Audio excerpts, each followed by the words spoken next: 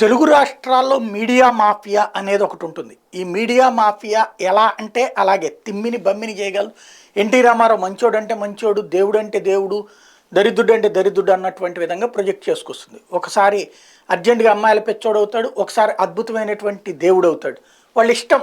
ఎవరినైనా సరే హీరోనైనా చేయగలరు, విలన్ అయినా చేయగలరు. రాజశేఖర రెడ్డిని బతికున్నంత వరకు విలను, ఇప్పుడు హీరో. జగన్మోహన్ రెడ్డిని ఇప్పుడు వెంటాడతారు. అదే నడుస్తుంటుంది. ఇది ఒక సెక్షన్ కాదు, 90% ఆఫ్ మీడియా చెప్పు చేతలో పెట్టుకుని నడిపిస్తున్నటువంటి ఒక పెద్ద బానిస రాజ్యం. ఆ బానిస రాజ్యంలో ప్రజలు బానిసలు కాకపోతే బానిసలుగా చేసి చూపెట్టడానికి మీడియా నడుస్తూ ఉంటుంది. ఎందుకు ఈ మాట చెప్పాల్సి వస్తుందంటే, భారతీయ జనతా పార్టీ ఇప్పుడు ఫేస్ చేయబోతున్నటువంటి అంశం. తెలంగాణలో మొన్న ఏమైంది? భారతీయ జనతా పార్టీ బీఆర్ఎస్ ఒక్కటని ప్రచారం ఎవరు చేశారు? వీళ్ళే కదా. ఆ చేసినటువంటి ఇంపాక్ట్ బీజేపీ దెబ్బది. ఇప్పుడు ఆంధ్రప్రదేశ్లో తెలుగుదేశంతో కనుక పొత్తు పెట్టుకుంటే ఓకే, భారతీయ జనతా పార్టీ. జనసేన తెలుగుదేశం కూటమే ప్రభుత్వం అని ఆల్రెడీ ప్రకటించేశారు. అంటే ఆ కూటమిలో చేరి భారతీయ జనతా పార్టీ వాళ్ళు ఇస్తే అడుగో పొడుగో తీసుకుని బతికి పడుండాలి వాళ్ళ కాళ్ళ దగ్గర.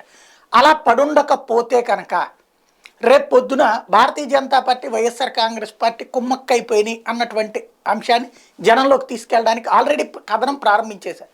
ఏంటంటే బీసీ సీట్లు ఎక్కువగా బీసీలకు ఎంపీ సీట్లు పోతున్నాడు జగన్మోహన్ రెడ్డి. కాబట్టి ఇంకేముంది, భారతీయ జనతా పార్టీ కోసం అని చెప్పేసి ఆ సీట్లను జగన్మోహన్ రెడ్డి వదిలేస్తున్నాడు. తద్వారా వాళ్ళిద్దరి మధ్యన ఒప్పందం కుదిరిందని ప్రచారం చేయడానికి దానికి తగినటువంటి విధంగా ఇక్కడ పవన్ కళ్యాణ్ని పావుగా వాడతారు. ఎందుకంటే చంద్రబాబు నాయుడు ఆ మాట చెప్తే నమ్మే పరిస్థితుల్లో లేరు, లోకేష్ చెప్తే నమ్మే పరిస్థితుల్లో లేదు. కాబట్టి పవన్ కళ్యాణ్ ద్వారా ఆ మాటలు మాట్లాడించడం కోసం అని ప్రస్తుతం చర్చలు నడుస్తున్నాయి. కాబట్టి గుర్తుపెట్టుకోవాల్సింది, భారతీయ జనతా పార్టీ వెళ్ళదలుచుకుంటే తెలుగుదేశంతో వెళ్ళిపోవడం, లేదంటే దీన్ని అంతటి ఫేస్ చేయడానికి సిద్ధపడాలి.